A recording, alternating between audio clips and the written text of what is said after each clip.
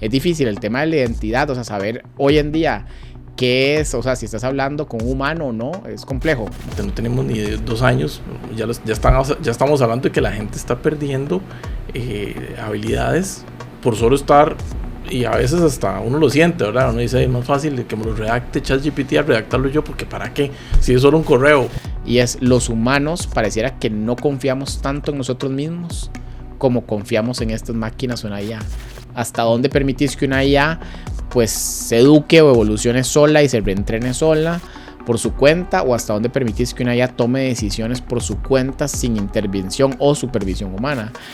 Que nos hablan que sí hay una pérdida cognitiva, principalmente en adolescentes o jóvenes universitarios, que antes pues tenían que esforzarse en hacer su resumen del trabajo, en redactar su trabajo final o su tarea, y han perdido capacidades de lectura o capacidades de redacción o capacidades de síntesis. Si hay millones de galaxias en el universo y años de millones de evolución, ¿cómo no hay otras civilizaciones que han logrado salir, verdad? O cómo nosotros no hemos logrado también evolucionar para que nos vean.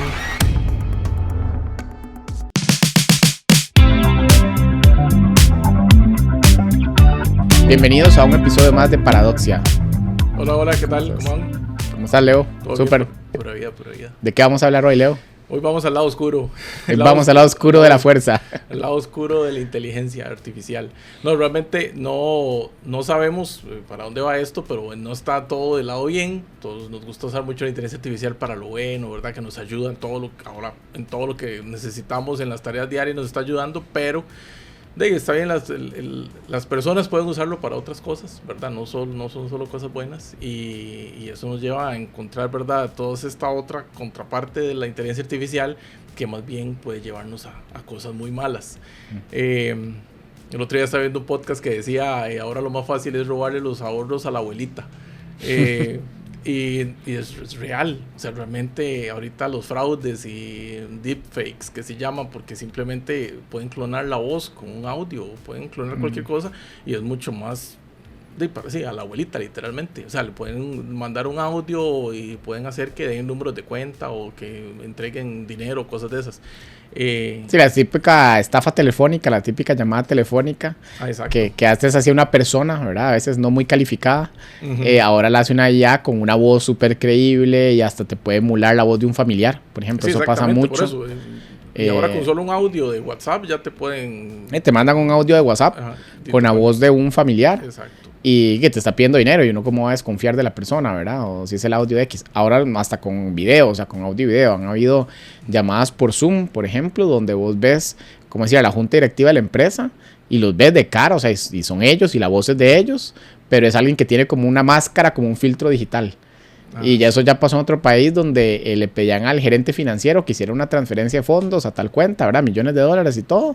Y estás hablando con los dueños, con la junta directiva, con los socios. O de cara, eso es lo que parece, ¿verdad? Sí.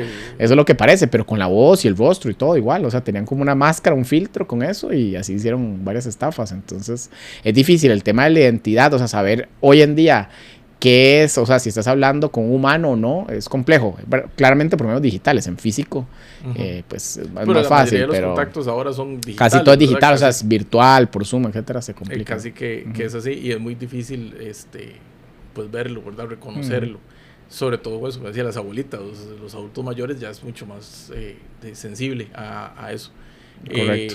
Y no solo en la parte de fraudes de ese, digamos que de nivel pequeño, ¿verdad? Y robarle los ahorros, ¿verdad? Persona por persona, sino ya hay como ciberataques o cosas mucho más grandes masivas. Que ya lo hacen masivo.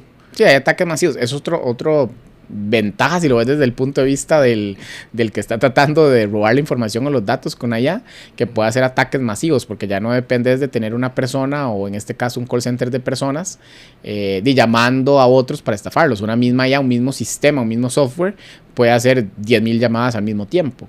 O pueden tratar de hackear también, que eso se ha hecho, varios sistemas a la vez y hacer un ataque masivo, ¿verdad? Un ataque de saturación de sistemas. Entonces todo eso se puede trabajar ahorita con IA. Y si le metes todavía un poquito más lo que es computación cuántica, ya han salido noticias de que los sistemas actuales de encriptación se rompen fácilmente con computación cuántica, ya han habido filtraciones y demás. Entonces IA más cuántica te rompe casi que cualquier sistema de seguridad actual. Sí, sí, me imagino es complejo. Que es más complejo. Eso es verdad, digamos, puesto el IA en las manos de las personas que no tienen que ser. Lo malo es que todo el mundo lo tiene al alcance. O sea, literalmente... Sí, son tecnologías muy accesibles. Tal vez no todo mundo diría que lo tiene al alcance, porque hay muchas personas que tienen el conocimiento para usarlo, acceso a las herramientas, pero sí es mucho más fácil de alcance que antes, ¿verdad? O sea, cualquier persona que quiera, que tenga la intención de poder investigar en internet, meterse en dark web o en algunos sitios que no debe. Si quiere pensar mal, pues se puede hacer. O sea, las herramientas están. Nada más es, ¿verdad? Así es. Que no sea, que caiga en malas manos. Y el otro tema que también estábamos conversando era sobre el desempleo, ¿verdad? Y todo esto que trae la inteligencia artificial, que no es solo porque llega una inteligencia artificial y va a hacer el trabajo mejor que yo, sino también porque las mismas empresas no evolucionan, entonces vas a terminar siendo la empresa completa que tiene que cerrar porque simplemente no evolucionó con las nuevas tecnologías. Te sacan del mercado. Exactamente. Básicamente, ahorita hay una encrucijada, una paradoja en temas de IA, que es de implemento IA en mi empresa y obviamente reduzco personal o recapacito el personal en otras funciones también, porque puede pasar. O sea, es como, ok, si ya las funciones actuales de mi personal las hace la IA, bueno, ¿qué pongo a hacer el personal actual si no lo quiero despedir? O bueno, lo despido, prescindo yo y me ahorro unos costos, dependerá de la visión de la empresa. Pero el detalle es, hago este proceso de automatización y de migrarme a la IA y ser ella first, o no lo hago y me quedo esperando y sigo trabajando como lo he hecho siempre y me espero 10 años más a que alguien más me saque el mercado, ¿verdad? Porque otra empresa que sí lo implemente va a poder ofrecer mejores servicios o mejores productos a menor costo y me va a terminar desplazando el mercado. Entonces es una encrucijada, una paradoja de cierta forma el decidir hasta dónde implementas IA, hasta dónde no, qué tan rápido lo haces. Eso es un tema, pues a nivel de negocios uno diría que lo mejor es implementarlo lo más rápido posible de la forma más escalada o masificada posible, ¿verdad? Porque al final las empresas van a eso, a tener más utilidades y costos. Y hablaban de que pueden desaparecer empleos, o sea, pueden desaparecer profesiones, ¿verdad? Puede ser. Pero también ahora pensándolo a nivel de empresas, pueden desaparecer empresas completas. Empresas completas ya no sean necesarias. O industrias completas. No solo empresas, industrias completas que no sean necesarias, que ya ha pasado antes, ¿verdad? O sea, temas como, no sé, casos más antiguos con las primeras revoluciones industriales, el telar manual y el hacer ciertas prendas de forma manual y todo ese tema, pues prácticamente desapareció. Hubo un tiempo donde las grabaciones se hacían, las grabaciones estas aéreas, con alguien subió un helicóptero y el camarógrafo, y entonces estaba el piloto, el copiloto, el camarógrafo y como un staff, ponerle sí, 5 personas para hacer una toma aérea. Y ahora lo hace una persona con un dron. Sí, entonces, sí se evoluciona en el sentido de que pueden haber no solo empresas específicas, sino industrias o segmentos del mercado completos que pueden desaparecer. Eso es un hecho. No sé, el caso tal vez más puntual pueden ser call centers o chat de servicio al cliente de una empresa que se dedica al contact center o atender consultas de clientes, especialmente si lo hace por mensaje de texto en este momento, y es súper fácil de reemplazar por IA. Eventualmente será toda una industria que va a desaparecer y va a migrar allá. Tengo ahí un ejemplo cercano, porque mi hermana trabaja ella es administradora de uno de estos call centers grandes y me decían que pues la contratación de personal era, bueno, ellos dan servicio para empresas de Estados Unidos. Entonces todos tenían que hablar inglés, ¿verdad? Los operadores. Pero resulta que aquí en Costa Rica el acento de inglés es bueno y no contrataban gente de otros lados por el tipo de acento y resulta que los estadounidenses no entendían también otros tipos de acentos. Pero resulta que dice que la empresa madre que está en Estados Unidos empieza a contratar gente de India. Entonces ya empiezan a contratar menos de Costa Rica y empiezan a contratar gente de India. Entonces, ¿pero qué se está dando eso? Entonces lo que me dice es que ahora tienen por inteligencia artificial tienen un filtro el acento. Y le cambian el acento. Entonces, pues sí, pues hablando lo otro, a ese primer paso, ¿verdad? Inteligencia artificial le cambia el acento. Ya estamos a que supongo que ya cada vez contratan menos gente. Eso es lo que me decía, ya no estaban contratando tantos operadores porque realmente estaban utilizando mucho inteligencia artificial. Esos que están evolucionando con inteligencia artificial, pero otras empresas que del todo puede ser que se desapareció el call center. Que ni lleguen a eso, porque ahí viene el detalle. Primero pasas a la escala de reemplazar, digamos, al empleado. si lo querés ver así a la persona. Entonces, ya la persona no es necesaria o reducís un poco el personal porque la IA hace algunas funciones de las que hacía ese personal. Pero resulta que ya ahora no solo reducís el personal, sino que lo puedes sustituir completo. Y la empresa entonces sigue vendiendo los servicios, digamos, de call center o de contact center, pero lo hace 100% virtual. Digamos que ya su planilla es 100% virtual. Pero ahora viene la otra cara. En algún punto el mismo cliente que compra los servicios de esa empresa va a decir, ¿y para qué yo le pago a una empresa si yo puedo contratar el software de AI y lo tengo interno? Entonces ya quita la empresa y entonces internamente el cliente, el que antes era el cliente, ahora tiene su departamento interno virtual de contact center. Y ya no ocupa... que tiene sus propios agentes. Y ya no ocupa... subcontratarlo, digamos. Entonces, a eso voy con que se muere, como decir, una industria completa, un segmento de mercado, porque realmente le pone a las manos del cliente esa facilidad de hacerlo. Que podría pasar eventualmente con lo que hablamos en otro de los podcasts, con la generación de contenidos, ¿verdad? ¿Qué pasa? Yo antes pagaba un diseñador gráfico, una persona para que me hiciera contenido, y ahora el contenido lo hago por IA. Eventualmente igual, o si pagaba una suscripción, tal vez todavía no llegaremos a esto por licenciamientos y otros puntos y por temas de creatividad y demás, pero ¿qué pasa si yo pagaba una suscripción de un canal específico de internet de streaming para ver cierto tipo de contenido y ahora la IA me puede generar un contenido igual o mejor? Entonces son ciertas industrias que se van modificando, cambiando, desapareciendo, ajustando, pero sí es un impacto fuerte. Volvemos al tema del desempleo masivo y de esa desigualdad económica, que eso también es verdad que viene a afectar, porque entonces los que sí evolucionan, las empresas que sí evolucionan o las industrias que sí evolucionan, pues van a estar ganando mucho más poder económico. Más poder, y los desempleados o las empresas que no han podido evolucionar van a tener pues menos poder, y va a tener esa desigualdad que ya no va a ser una economía pues lo menos equitativa. Así es. De hecho, es uno de los grandes problemas que se ve hoy en día. El tema económico de fondo es de los casos donde una IA bien aplicada, porque vamos, hay otros donde ya la IA, digamos, no está bien, tiene ciertos sesgos, etcétera, pero una IA, digamos, con las mejores intenciones, que aumenta la productividad humana, que mejora los trabajos, los productos y servicios. El objetivo de la IA, que al final es eso, de pues generar mejor cantidad de productos y servicios a un menor costo, ser más productivos, todo ese tema, una IA bien implementada nos puede generar un colapso a nivel económico, si no hay las políticas suficientes para que acompañen a la población en esa transición. Porque ¿qué pasa si masivamente en los próximos 5 años, en un periodo de tiempo muy corto, pasa eso que estás diciendo? Grandes empresas, grandes tecnológicas o grandes empresas transnacionales son las que tienen ese dominio del sector o la industria, o sea, se empiezan a volver casi que monopolios a nivel global de distintas industrias. Puede ser desde ropa, de entretenimiento, desde temas de tecnología, financieros, ¿verdad? Banca, todo eso se podría hacer como que, mira, este banco optimizó también los procesos, usa IA y redujo costos y todo, que se volvió mucho más eficiente y sacó al resto del mercado. O una aseguradora, etcétera. Se utiliza mucho en distintas industrias. Entonces, ¿qué pasa si se empiezan a volver ciertos monopolios? Hay un gran desempleo. ¿Y cómo regulas eso? O cómo lo controlas, cómo volves a un equilibrio. Exacto. O simplemente dejamos de que cada quien sobreviva como pueda, ¿verdad? Ese es el tema. Y está esta competencia de inteligencia artificial, es verdad, de todas estas grandes empresas que en su momento, hace unos años, cuando OpenAI estaba sacando ChatGPT, era una empresa sin fines de lucro. Así ¿verdad? es. Así, al inicio.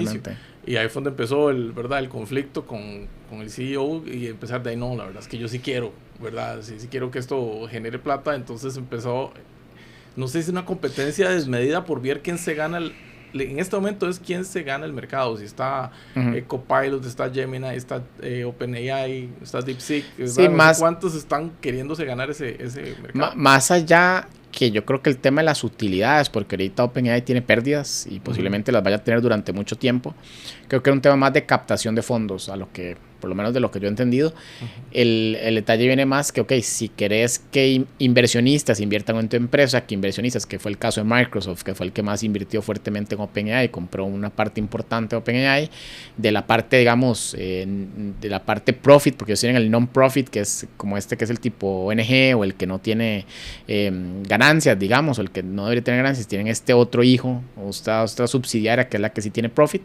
De ahí Microsoft invirtió una gran cantidad, creo que llegó casi el 49%, o sea, casi el control total no llegó a eso, pero digamos una parte fuerte del porcentaje de acciones en su momento, por un tema más de captación de fondos. O sea, OpenAI, para poder escalar y comprar todos los data centers y los servidores y dar el servicio que da, de ocupar recursos.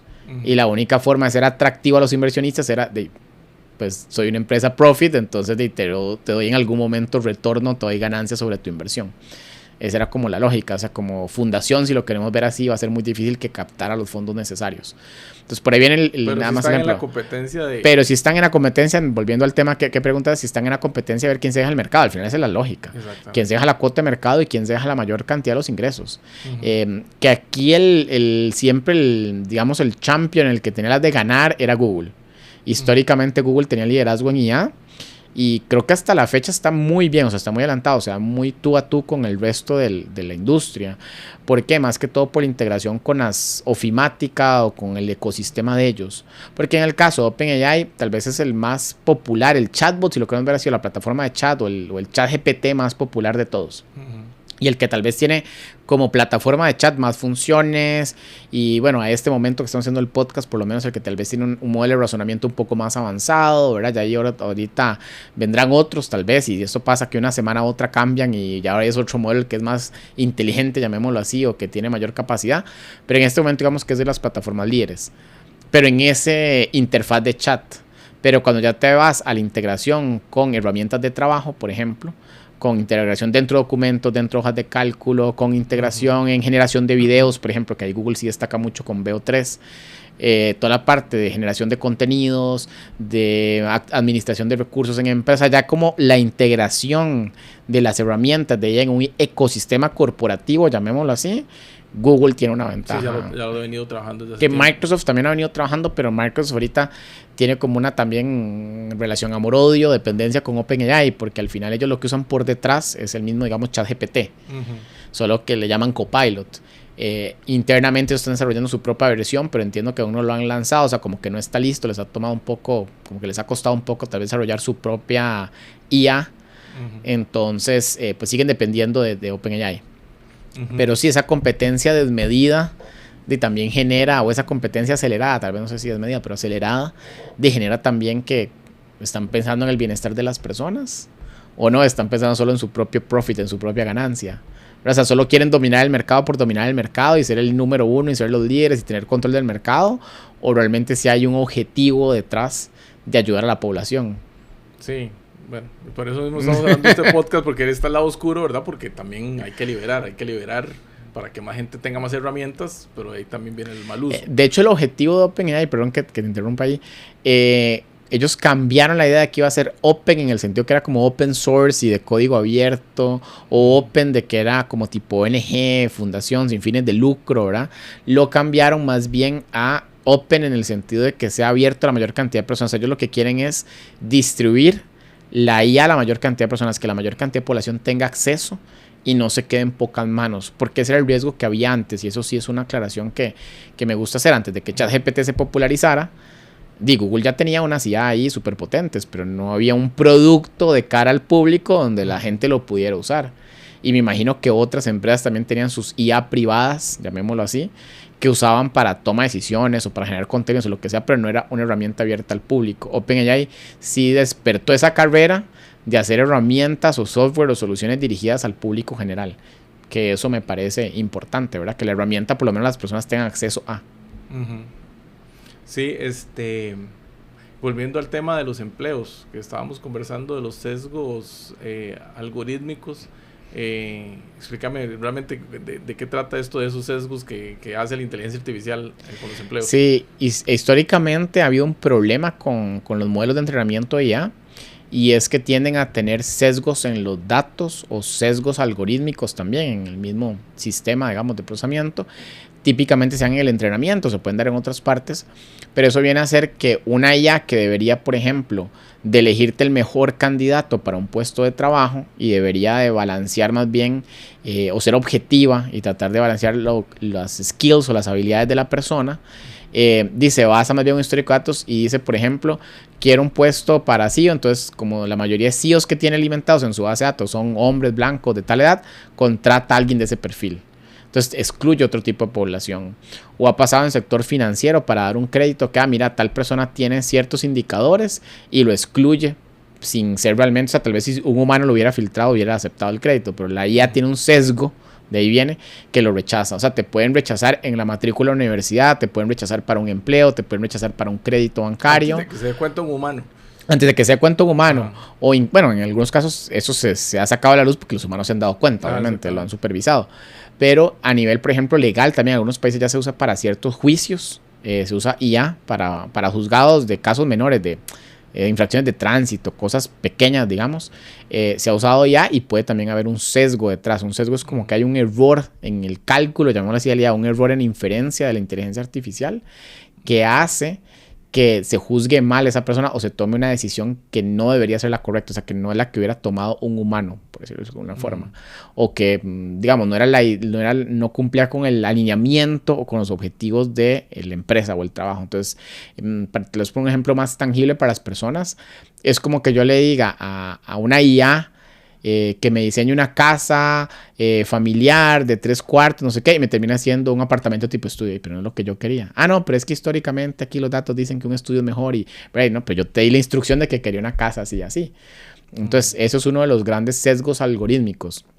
Cómo hacer que la IA esté alineada con mis objetivos o los objetivos de la empresa, los objetivos de la persona que lo esté contratando, que sí te cumpla lo que vos querés y no se vaya por la tangente o no se desvíe, ¿verdad? Otra cosa. Sí, y al final es un modelo entrenado, o sea, se ha venido entrenando, pero eso mismo es lo que hace, ¿verdad? De que es lo que ya existe, es lo que se le ha dado de información. El mundo puede ser muy creativa desarrollando cosas nuevas, pero por otro lado también tiene ese feeling, ¿verdad? De poder discernir en ciertas cosas, porque es lo que le han alimentado. Correcto. Hay un reto con IA, o bueno, varios, pero uno de los principales es que la IA actúa como una caja negra que se llama, o sea, hay un entrenamiento inicial y ya después en el entrenamiento de ser supervisado, o sea, lo supervisan, ven los resultados, les hacen pruebas, pero ya a la hora que lo pones en producción, a veces no sabes cómo está actuando la IA o qué soluciones está proponiendo. Entonces, como actúa como caja negra, digamos, no tenés conocimiento de todo el proceso, no está preprogramado, sino que la misma IA toma ciertas decisiones, tiene cierta autonomía, por eso es IA, si no, no sería IA. Al tener cierta autonomía y tomar decisiones por su cuenta, puede que se equivoque. Como cualquier persona, realmente. El tema es que como es una máquina, esperamos que no se equivoque, ¿verdad? Porque sesgos tienen las personas también y las personas también discriminan, por ejemplo. Pero esperamos que como es una máquina que está programada para ser eficiente o la está diseñada, tal vez no, la palabra programada aquí tal vez no aplica tanto, pero está diseñada o entrenada para ser eficiente y cumplir con un objetivo específico, y queremos que el margen de error sea el mínimo. Que se equivoque el 0,000.1% de las veces, ¿verdad? Cuando un humano tal vez se equivoca el 5% o más. Entonces, se espera como cierto nivel de perfección de la máquina, si lo queremos llamar así. Sí. Entonces, ese es el detalle, que sí, al no poderla pues supervisar y saber qué está pensando, digamos, de alguna manera, o qué es lo que tiene programado de fondo, pues puede cometer errores. Bueno, y el ChatGPT alucina un montón. O las IA, estos LLM, la gente tal vez no se da cuenta cuando se hace una pregunta simple. Muchas personas lo usan para hacer una pregunta sencilla de cuál es la fecha de nacimiento de X persona, dónde vive tal, o como fuera una consulta en Google. En esas preguntas que ya están cerradas, que ya están hechas, digamos, no sé cuántos planetas en el sistema solar, ese tipo de cosas, ya la IA tiene la respuesta, ya está en el modelo preentrenado, está en muchos libros, en muchas fuentes, es muy fácil que te responda bien. Pero cuando le haces una pregunta, algo más de actual, mira, hacer un análisis de esto, cruza estas variables, decime, no sé, las últimas noticias de tal tema, patina un montón, o sea, se equivoca un montón, o sea, te alucina, que es la palabra que ellos usan un montón. Básicamente se inventa datos. Y eso no está bien, digamos, eso es un error también, eso es parte de un sesgo. Eso me lleva a una pregunta. Cuando uno está en ChatGPT, ahí aparece la manita para arriba y la manita para abajo. Uno puede poner la manita para abajo porque no está dando una buena respuesta. Y lo estás para eso es parte de lo que quiere las empresas de IAs, que vos le des ese feedback, esa retroalimentación de si la respuesta estuvo acorde o no.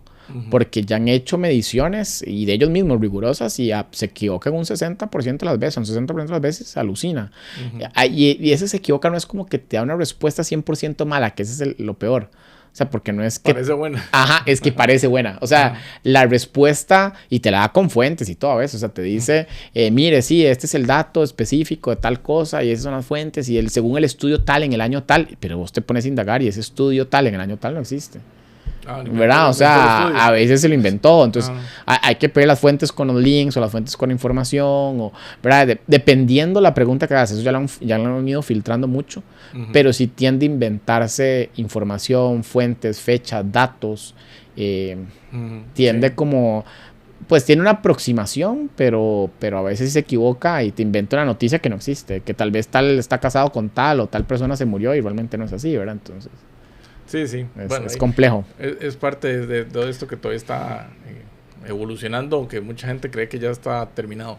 Todavía estamos en ese proceso.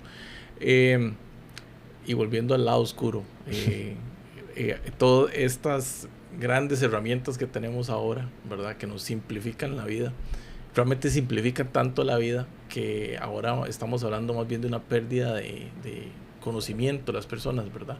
De que ya tantos, bueno, es que imagínate, no tenemos ni 2 años, ya estamos hablando de que la gente está perdiendo habilidades por solo estar, y a veces hasta uno lo siente, ¿verdad? Uno dice, es más fácil que me lo redacte ChatGPT a redactarlo yo, porque ¿para qué? Si es solo un correo, ¿verdad? O cosas así. Pero es que ya uno ya no quiere ni siquiera hacer esas tareas, ¿verdad? ¿A qué niveles puede llegar esa pérdida de tanto estar usando esas inteligencias artificiales con tareas rutinarias que realmente empiecen a hacer que el cerebro se vuelva perezoso? Es un tema interesante. De hecho, han salido varios estudios recientes sobre ese tema específico que nos hablan que sí hay una pérdida cognitiva, principalmente en adolescentes o jóvenes universitarios, que antes pues tenían que esforzarse en hacer su resumen del trabajo, en redactar su trabajo final o su tarea, y han perdido capacidades de lectura o capacidades de redacción o capacidades de síntesis.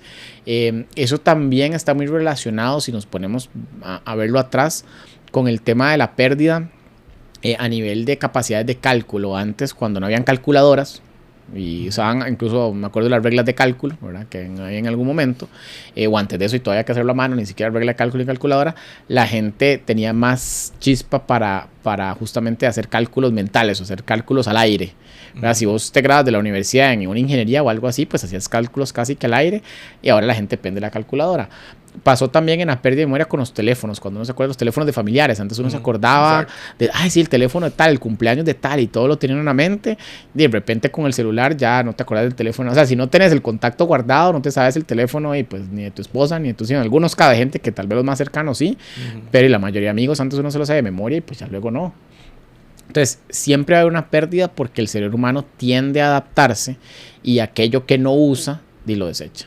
Porque para el cerebro es un costo tener como conocimiento almacenado que no estás usando y que no es útil, ¿verdad? Entonces, él siempre va a tratar de filtrar o de hacer una poda, que le llaman a veces, de cortar ciertas, digamos, conexiones neurológicas o conexiones sinápticas, si él considera que no es eficiente. Entonces, si vos no lees con constancia, de cierta forma perdés la capacidad de lectura. Se te vuelve aburrido leer. Si no escribís con cierta constancia, perdés la capacidad de escribir bien, o se te vuelve cansado de escribir. Igual que cuando uno deja ir al gimnasio, y si vos estás acostumbrado a ir al gimnasio, vos levantás cierto peso y aguantás cierta cantidad de minutos y todo, dejas de ir un año al gimnasio, y cuando regreses no puedes levantar ni la mitad tal vez de lo que levantabas, ¿verdad? Y vas a durar mucho más y te vas a cansar más. Claro, pero hay que obligarse nuevamente a ir al gimnasio. Hay que obligarse a hacerlo. Exacto. Pero con esto tenés herramientas que te están ayudando tanto que uno dice, ya no quiero volver a eso. Pero te estaba quitando la capacidad de pensar, de razonar y de vieras que ven, digamos, de ahí es donde me gustaría hacer tal vez la contraparte, porque sí, en efecto, si solo lo usas, y pasa igual con las redes sociales. Y las redes sociales han vuelto, voy a decir, estúpidas, no sé, ignorantes a una gran parte de la población, porque pasan viendo videos y TikToks de contenido que ni siquiera a veces está verificado. Ellos piensan que es cierto. Entonces, si dicen que la Tierra es plana y sale ahí un disque influencer diciendo que la Tierra es plana y suena muy convincente, y la gente se lo cree. Y no piensa y no se cuestiona y no analiza, y por estar consumiendo puro contenido, o sea, simplemente por consumir y no producir contenido, no poner a trabajar el cerebro, también la gente se ha vuelto dependiente, adicta a las redes sociales. Entonces es como una gran cadena, diría yo, de dependencia a la tecnología, que hace que perdas ciertas habilidades. ¿Cuál sería el lado bueno, si querés verlo así? Voy a volver un poco al lado que es lo que debería ser uno. Está bien que uses ChatGPT para lo que quieras en tu trabajo, redactar correos, informes, lo que sea, pero de vez en cuando redacta vos a mano algo. Dedícate también a leer, aunque sea lo que te guste, un libro que te guste, hacer un resumen de algo que te gusta, poner a trabajar el cerebro en otras actividades que sí te gusten. Entonces, si tal vez estás en algo creativo, por dar un ejemplo, y tal vez los correos te dan pereza, está bien, no importa. Delegar los correos a ChatGPT. Pero hace más del trabajo creativo de tu área o de tu negocio, de tu empresa o lo que sea para ejercitar el cerebro en otras áreas. O sea, la idea no está mal desde mi punto de vista personal, por lo menos, que dejes de hacer ciertas funciones que ya no se necesitan, porque es el mismo caso de la calculadora, para que yo tal vez aprender a hacer cálculos de números grandes a manos y en la práctica lo voy a hacer con Excel o con una calculadora, o para qué voy a memorizarme los contactos, los números de teléfono de mis amigos si ya lo tengo en un celular. Hay como cierto contenido o ciertas habilidades que en efecto... cosas de memoria, pero es que, bueno, lo que siento es que ahora que nosotros pues lo hicimos de forma manual y ahora tenemos la inteligencia artificial para que se automaticen esas cosas.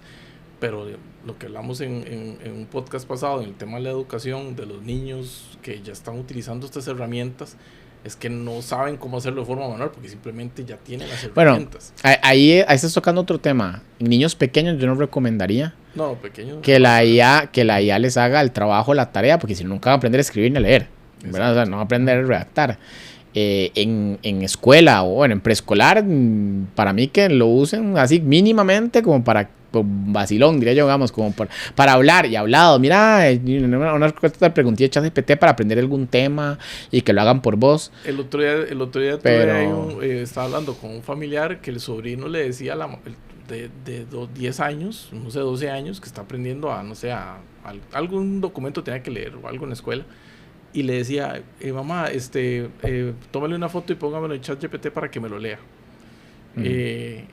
Porque ya no quería leer. Ya él sabe que hay una herramienta que se lo lee y él no tiene que leerlo. Sí, ves, eso está mal. Está pésimo. Eso está pésimo porque él no está ejercitando su cerebro para él poder leer.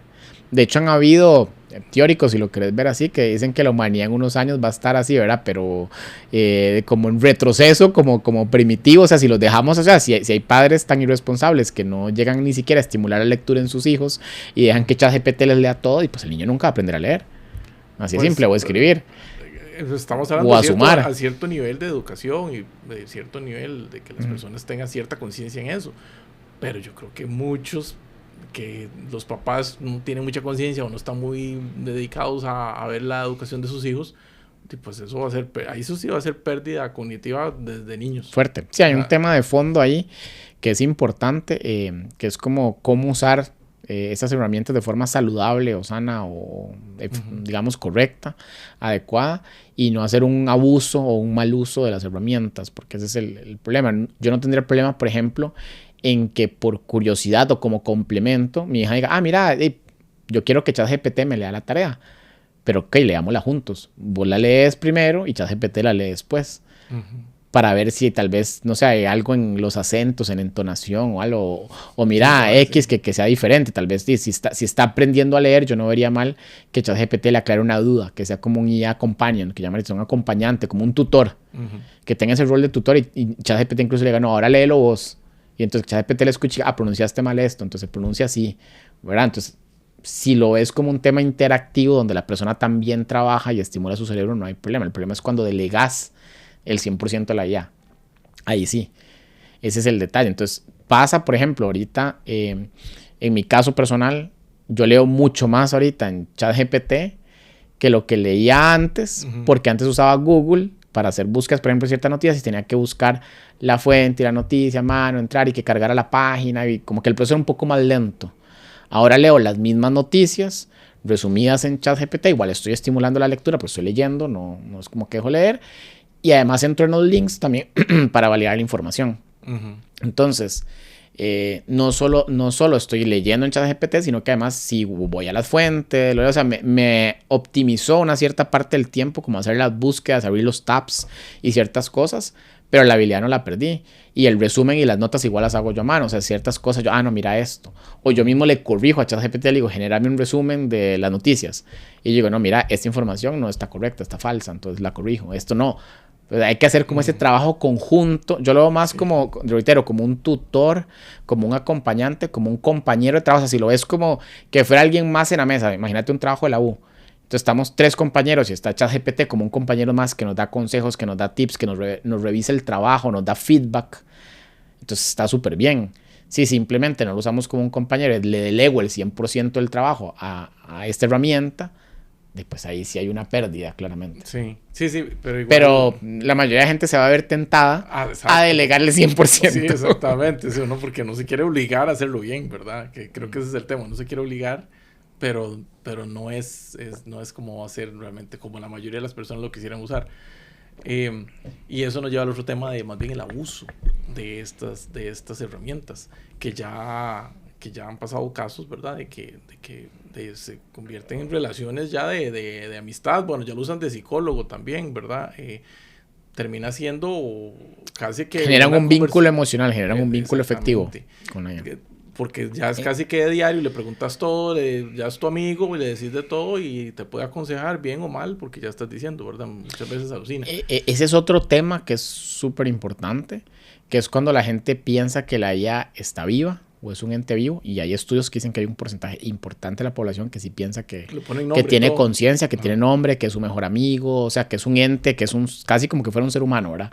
Que estuviera detrás de la pantalla, o sea, lo ven como un ente vivo o como un ente pensante, que sí le responde y con el cual generan un vínculo afectivo, como si fuera una persona, y en algunos casos es su mejor amigo, o se convierte en su pareja, se convierte en su novia, se convierte... Sí. Es extraño, pero pasa, hay muchos datos de esto. Otro momento deberíamos de poner aquí casos de noticias y respaldarlo con datos reales, bueno, con información tal vez tiempo real, pero pasa esto que generan ese vínculo afectivo y la persona deja de tener vínculo con el resto de personas. Ahí es donde se vuelve preocupante, ¿verdad? Porque si caes como en esta ilusión, llamémosla así, de que estos LLM, estas plataformas, son entes pensantes, que puedes tener una afinidad afectiva y que incluso ellos sienten algo por vos y se preocupan por vos y quieren lo mejor para vos y todo, ahí se estás dando como en una ilusión, ¿verdad? Como en una y las distopía a veces te dice, hagamos esto juntos, ¿verdad? No, entonces te está diciendo como que es una persona. Y creo que ahí viene un detalle importante. Esas herramientas justamente para que la gente las use y digamos se vuelven de cierta forma adictivas y aumentar el profit de las empresas también y la rentabilidad, pues tienden a favorecer un poco el pensamiento de quien le escribe, no son tan retadoras, no te desafían tanto, no es como que vos pones una idea, mira, ¿qué te parece esto? ChatGPT, pésimo, malísimo, Leo, está súper mal, mala idea. Decir, me parece súper bueno. Siempre va a decir, me parece excelente, muy bien, qué bonito, tal vez mejorale esto, pero siempre tienen como ese nivel de sutileza, de agrado, y eso es a lo que la gente le gusta, porque ChatGPT nunca te va a rechazar, o esas herramientas de Gemini, cualquiera de esas nunca te va a rechazar, nunca te va a confrontar directamente. O sea, si querés hacer algo que incluso no es correcto, no es como que dice, no, Leo, no lo hagas, eso está mal, y te confronta directamente, o como los papás de uno, ¿verdad? Que te regañan o algo antes, no te va a regañar, nunca le da, lo más que te puede decir es, mira, Leo, y no, pensalo bien, y tal vez busca ayuda, y algo así, pero como muy soft, y nunca te va a contradecir, y eso a la gente le agrada mucho. Porque ChatGPT, digamos que te habla bonito, esas herramientas te hablan bonito, entonces la gente pues se termina enamorando, le termina gustando, termina teniendo cierta afinidad afectiva, más si no tienes contacto con otras personas, amigos, o te estás distanciado un poco socialmente, de la gente que conoces te trata de la patada, y ChatGPT te habla bonito, ¿verdad? Entonces hay un tema ahí de fondo, pero sí es complejo porque a nivel cognitivo también, a nivel personal cognitivo, eso te afecta, o sea, te afecta montones.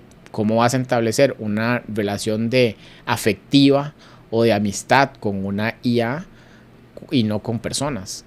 De hecho, es uno de los grandes retos que se ve de fondo ya con la IA de las superinteligencias y bueno, si ya hubieran, no sé, androides, robots y todo esto.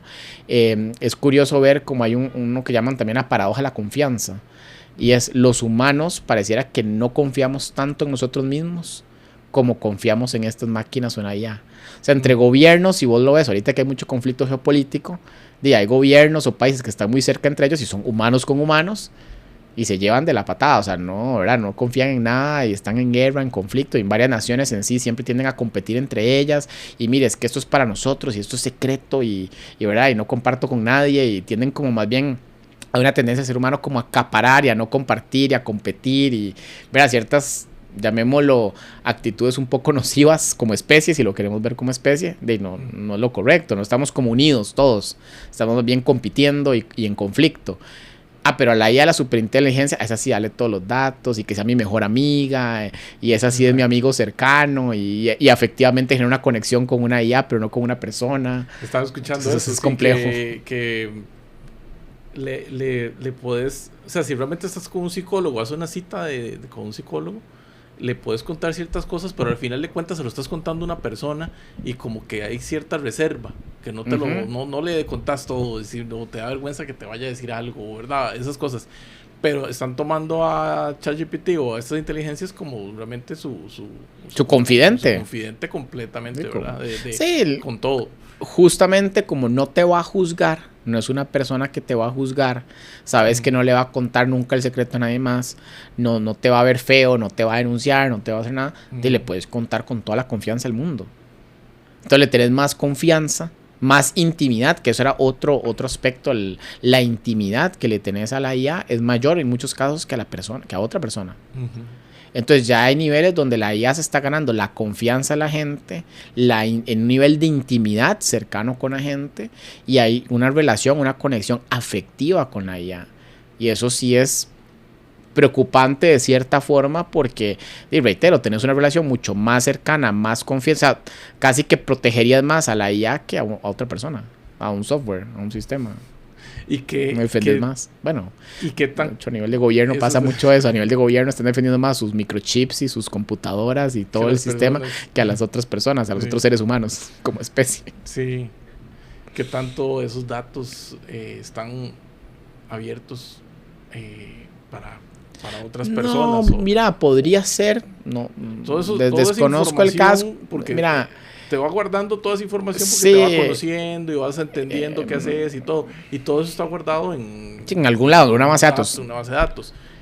Esos datos, esas conversaciones, todo eso está no sé, seguro, privado, o puede ser que no dice, la verdad es que mira, en algún momento va a sacarlo. Es el mismo reto que con las redes sociales y las plataformas de chat. Igual, ¿cuántas conversaciones no tenemos confidenciales y privadas por WhatsApp o Telegram o X plataformas o Messenger o X plataformas de chat, o cuántas publicaciones y fotos no subió a redes sociales, dizque en privado tal vez, y realmente saber si son privadas o no es difícil. De cara a la comunicación oficial, llamémoslo así, de frente, es de que esas conversaciones, lo que vos le mandás es privado, confidencial, no lo va a ver ningún humano se va a meter a ver las conversaciones uno por uno de 500 millones de usuarios o más que hay, eso no tiene sentido. Lo que sí pasa es que eso lo usan para entrenar al modelo, o sea, para darle feedback al modelo, ahora más que todas las versiones gratuitas, sí está claro la cláusula o legalmente que usan las respuestas y las preguntas de la gente para ver cómo lo usa la gente de manera estadística para entrenar el modelo. Entonces los datos se usan de forma estadística para entrenar los modelos. Esa es la comunicación al menos oficial. Sí, hay que ver. Ya saber si lo guardan por ahí y hay alguien que tiene acceso y se mete a las conversaciones de X fulano, tal vez gente más importante, evidentemente, pues si uno es alguien ahí X, tal vez no les va a interesar mucho, pero tal vez de ciertas personas con cierto perfil, y si se pueden ver, no lo sé. O sea, pero el mismo caso que las redes sociales, y saber si Mark Zuckerberg se mete a ver tus WhatsApps o tus Messenger, no lo sé. Reitero, no creo que gente en ese nivel, ese perfil, un programa de ellos venga a ver uno por uno conversaciones. Sería en casos, reitero, muy específicos de gente tal vez de muy alto nivel, de muy alto rango, que tal vez sí pues, manejen cierta información que les pueda ser de provecho, no lo sé. Pero siempre y por regla general yo te diría que cualquier cosa que subas a internet, hacete la idea que no es privado. O sea, mi consejo, o sea, por default y consejo para el público y para todos los que nos ven, dos cosas. Cualquier cosa que ustedes suben, comparten en internet, si sea en un Google Drive privado, en un documento, en un folder, háganse la idea que por subido a internet ya deja de ser privado. Exacto. Se puede filtrar, un hacker se puede meter, las bases de datos se pueden fugar. Ahora con lo que hablamos de inteligencia artificial y cuántica, y pueden romper la encriptación y pueden ver tal vez la información, un tercero, un hacker, quien sea, pasa un montón. Entonces, por subir a internet, para mí se pierde la privacidad. Y el otro punto importante es que cualquier cosa que haga en internet, háganse la idea por defecto igual que es falso. O sea, no todo lo que ande noticias en internet, por defecto, háganse la idea que es falso. Ya después validen, contrasten y crean en lo que quieran creer. Probablemente usted lee noticias de lo que dice igual un país y lo que dice otro, y unos van a tener una historia, otros van a tener otra. Entonces, saber qué es real y qué no en el mundo actual, bueno, siempre ha sido un reto, pero en el mundo actual es más difícil, con lo que hablamos de los fake news y la información falsa y todo lo que está sucediendo en el mundo, y saber qué noticia es real y no, esos se las trae. No me acuerdo dónde fue que lo vi, que decía la realidad no es como es, sino es como uno la ve. ¿Sí? Y esa realidad como la percibe. Ahora Realmente es, si estás viendo en tu teléfono noticias o lo que te salga, cualquier cosa que veas en tu teléfono es tu realidad, es tu información. No es lo que le sale a la otra persona de la par. Porque realmente ese algoritmo te lo filtra. Te lo está filtrando y te está dando lo que quieres ver. Entonces sí es un poco complicado, ¿verdad? Bueno, porque, no sé si lo que... o lo que quieren que vos veas. Ajá, eso es lo que te iba a decir. Hay un filtro, una pregunta, porque es como... El algoritmo está basado sí en tus gustos y preferencias, pero sería más lo que ellos quieren que veas o lo que el algoritmo considera que vos debes ver, pero que te enganche, te guste, te agrade, porque es lo típico. Lo que quieren es que te quedes más tiempo ahí, pero se vuelven como cámaras de eco, que así es como se llaman, cámaras de eco, esas cámaras donde siempre vuelves a ver lo mismo, porque te quieren mantener enganchado. Entonces, si a vos te gusta el tema de, por una tontería lo que dije ahorita, la Tierra plana, y te llamó la atención todo este tema especulativo de que, mira, ¿será que la Tierra es plana? Entonces te mostrar más información de eso. Claro. Entonces te quedas como en una idea falsa o sesgada, o una idea como que si estuvieras en una isla, una burbuja, donde solo ves la información que a vos te gusta y solo ves la cara de la moneda en la que vos pensás o en la que vos crees. No te contrasta la información, no te choca, no te reta ver el pensamiento. Entonces ese es uno de los grandes retos que veo yo con IA. No solo con los LLM, sino, reitero, con redes sociales, con cualquier de esos tipos de algoritmos que tratan de agradarte como persona, de darte más de aquello que te gusta, pero aquello que te gusta no necesariamente es lo que necesitas, ¿verdad? No es lo que te educa, no es lo que te sirve, no es lo que te saca de la zona de confort y te hace crecer. Entonces, de cómo creces como persona si no te retan y no te sacan de la zona de confort. Digamos que ya son aplicaciones, tanto redes sociales o los algoritmos sociales como estos LLM, son aplicaciones que llamo de confort. Te meten como en una zona de confort, te sentís muy cómodo, te dan respuestas que vos querés, te solucionan problemas, pero al no retarte y no desafiarte y no hacerte pensar críticamente, no cuestionarte, te estancas. Totalmente. Entonces, sí. Entonces, y ahí es donde cognitivamente también perdés. Cognitivamente también pierdes, sí, exacto.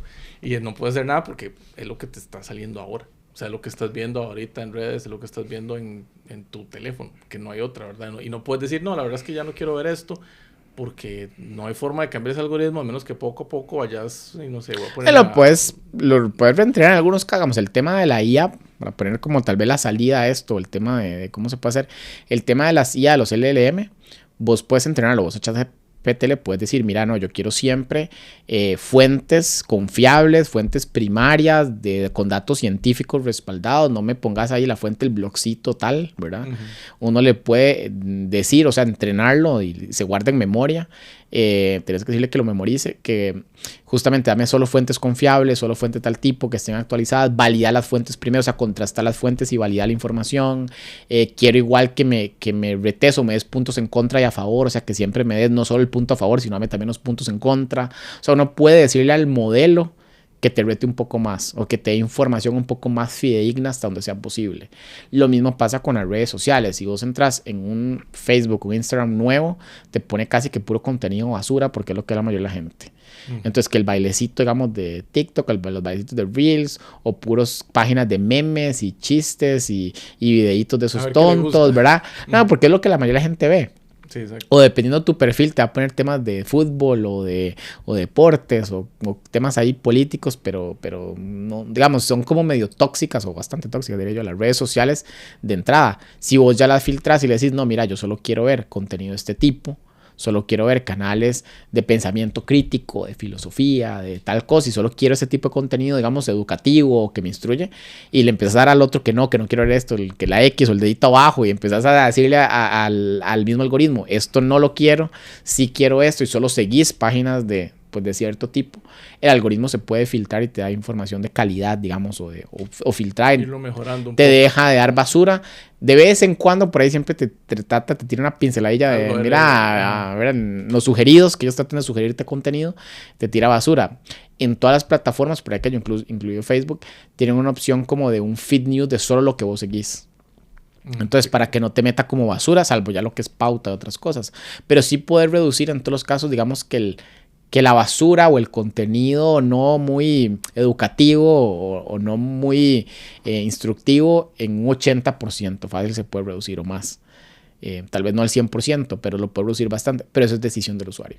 O sea, es decisión de la persona. La mayoría no hacen eso. La mayoría quieren esa zona de confort, de ver videos tontos que me relajan o ver información que es más desinformación que otra cosa, porque qué chiva la desinformación y va con mis ideales, entonces me siento cool y yo tengo la razón, a la gente le gusta tener la razón, entonces de ahí todo un tema, un círculo vicioso ahí en el uso de la tecnología que es problemático. Sí.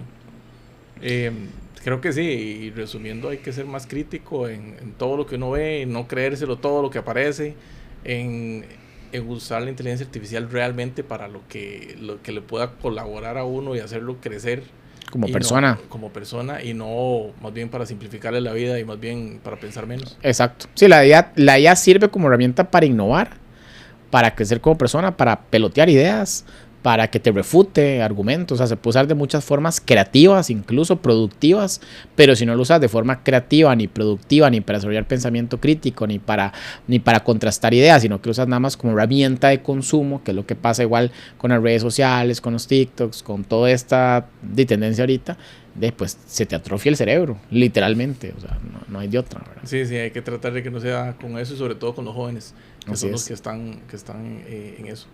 No sé, si tenés algún otro tema. Mira, el tema de, no sé si de armas autónomas o drones o todo ese tema que ya pasó ahorita con la guerra. Más, apocalíptica, ¿verdad? Este cierre de hacia dónde vamos, pero ya en macro, hacia dónde puede crecer esa inteligencia artificial, si no tiene un buen uso, ¿verdad? Ya eso que ya asusta, en saber hasta dónde se puede llegar.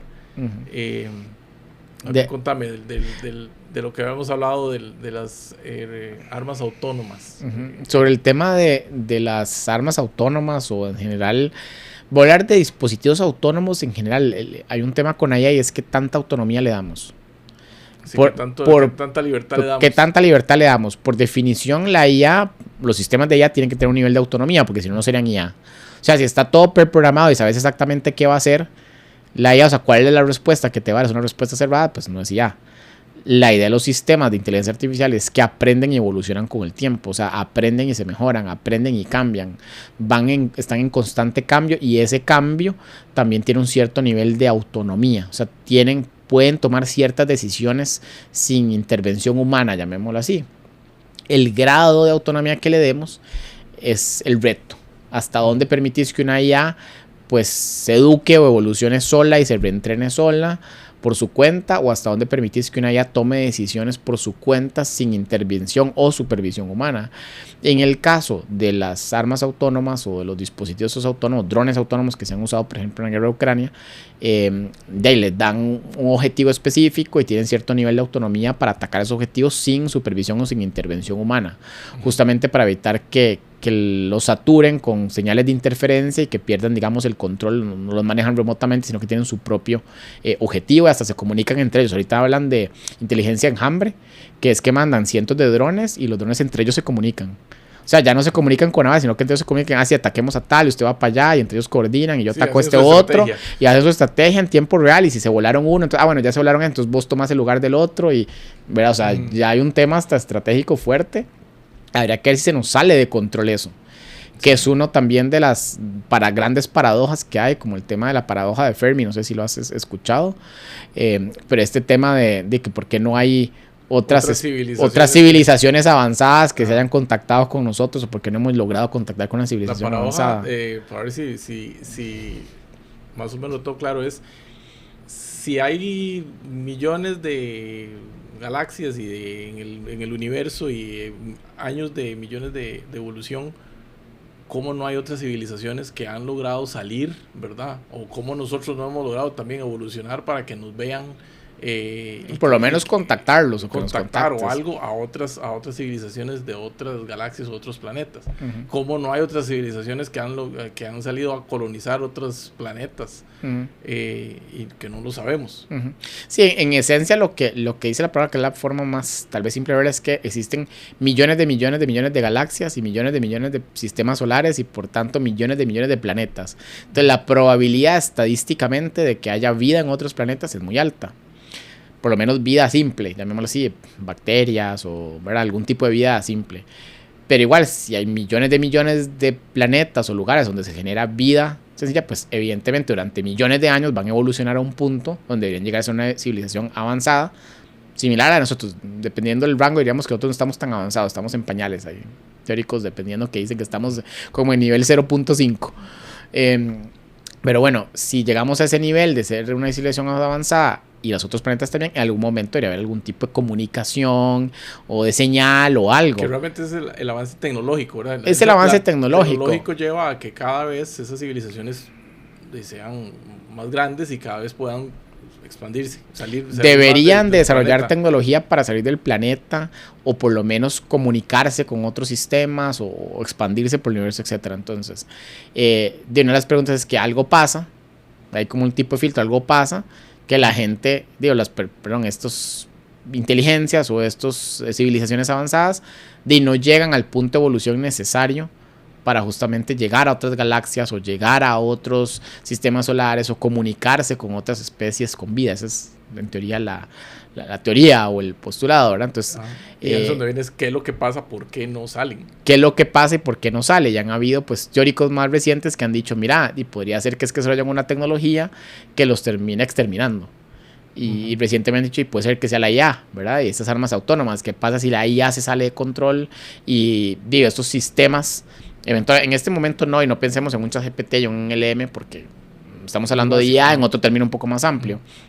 Pero ¿qué pasa si estas IA, estos entes, ya con robots, porque ya están desarrollando robots humanoides, hay droides, hay robots humanoides, imagínate ya el mundo lleno de droides, robots humanoides, y estos drones autónomos y armas autónomas y sistemas de defensa autónomos, bueno, todo el tema que hay ahorita, y computación cuántica, o sea, veámonos unos 5 años en el futuro, y de repente las IA o estas inteligencias dicen, no, mira, es que los humanos no se ponen de acuerdo entre ellos, solo pelean y dicen, no, esto como que no hay, chao, ¿no? Mejor sin humanos, ¿verdad? O sea, que es la típica película distópica, llamémoslo así, pero técnicamente podría pasar, hay una probabilidad, hay unos autores que dicen más bien que es muy probable que pase, otros que no tanto, dependiendo a quien uno lea. Esa autonomía de la inteligencia artificial, bueno, realmente lo que dice era que realmente avanza tanto que al final de cuentas la misma inteligencia artificial la que hace es que empieza a generar todas estas, no sé, revolución en contra o de los humanos o de las mismas inteligencias artificiales que terminan destruyendo los que los hicieron nacer y ahí terminó el camino, ¿verdad? Sí, no hay una evolución más allá de esa civilización. Correcto. Ahí tendría que pasar algo curioso porque yo pensaba bastante en ese ejercicio. Y realmente, si la IA sobrevive de forma independiente autónoma, entonces lo que veríamos son IAs por el universo. O sea, veríamos droides o X, pero tampoco se ve eso. Entonces, si hay algún tipo de autodestrucción, no solo como que se destruye la civilización original, o sea, no solo como que se destruyen los humanos o las especies orgánicas o biológicas o etcétera, sino que también debería destruirse la IA a sí misma o algo pasa. Sí, o ¿verdad? Que no... Ese objetivo de querer crecer, expandirse no se cumple. Colonizar, porque si realmente no tiene objetivo claro. Está programada para eso. Para crecer o para llegar a otros planetas, realmente termina. Sí, se queda ahí donde está y ya no termina avanzando.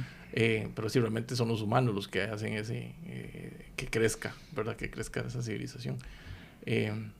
Sí, ahí vienen otros temas interesantes que es importante mencionar, y es que muchos autores que hablan ahorita de transhumanismo, que es que el humano debería evolucionar en paralelo justamente a la IA. De hecho, se cree que nosotros vamos a hacer que la IA evolucione al inicio, o sea, como ahorita, que no sé, está ChatGPT 4 y luego entra el 5, el 6, etcétera, y cada vez las IA van evolucionando, se vuelven más inteligentes o hacen más funciones, tienen más nivel de agencia.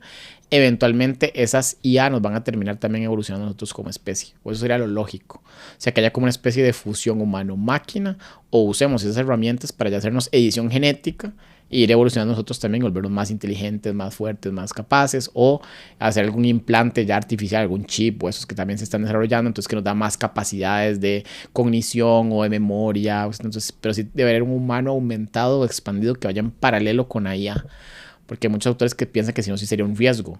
Si nos quedamos atrás cognitivamente y todo, y la IA ya está, por decir, años luz de nosotros, nos volvemos como hormigas para la IA. Ahora es como La IA ya está, la IA ya está pensando en, no sé, hay una física cuántica elevadísima en cómo viajar a otras galaxias y todo. Nosotros aquí ni entendemos qué están haciendo. Ni entendemos qué están haciendo. Entonces, esa no es la idea. Debería de haber siempre ese equilibrio entre que el ser humano como especie esté, pues, al igual que la IA. Habría que ver si ya seguiremos siendo humanos. Eso es otra pregunta que podríamos ver en otro podcast. Y si esos evolución del ser humano seguirá llamándose ser humano, será otra especie, será Homo sapiens 2.0, será, ¿verdad? No sé, será un droide con conciencia humana, como un tipo Robocop, ¿verdad? Todo el cuerpo y todo de droide, pero tiene ahí la conciencia de un elemento humano, o ya no es humano, o son droides que le dan la cultura humana y costumbres humanas, pero ya la biología no, ya la parte biológica orgánica no existe, deja de existir.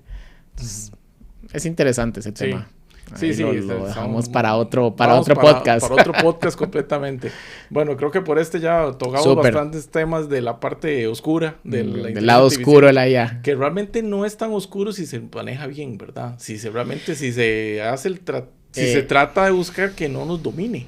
Porque es eso, ¿verdad? No es que no nos domine en que nos está dominando ChatGPT, pero realmente ChatGPT, si me pongo a usarlo en todas las tareas, si me pongo a hacerlo mi mejor amigo, va a terminarme dominando, ¿verdad? En todo sentido. O entorpeciendo. Exactamente, yo perdiendo mi capacidad cognitiva. Entonces, sí, realmente es tener nosotros ahorita conciencia de lo que es una inteligencia artificial y de cómo manejarla de la mejor forma. Sí, en efecto el reto está ahí. Sin embargo, para mí hay un reto más grande a nivel global o como especie, y es que eso que estás diciendo es para gente, digamos, educada con cierta información. O sea, nosotros podemos hacer tal vez buen uso de la IA y usarla para innovar y para aprovecharla y etcétera, pero la mayoría de la población, ¿vos crees que vaya a hacer eso? Sí, no, creo que no. Buscando la parte fácil, que eso siempre lo ha buscado la gente, la parte fácil, y de hecho mucha gente pues se mete en consumo de sustancias, de alcohol o X, ¿verdad? Y justamente por eso, por la salida fácil, la vía fácil, cómo busco comodidad y confort de forma fácil y cómo vivo a veces con lo mínimo, pero ahí me achanto, para decir una palabra de nosotros ahí, y me quedo ahí estancado.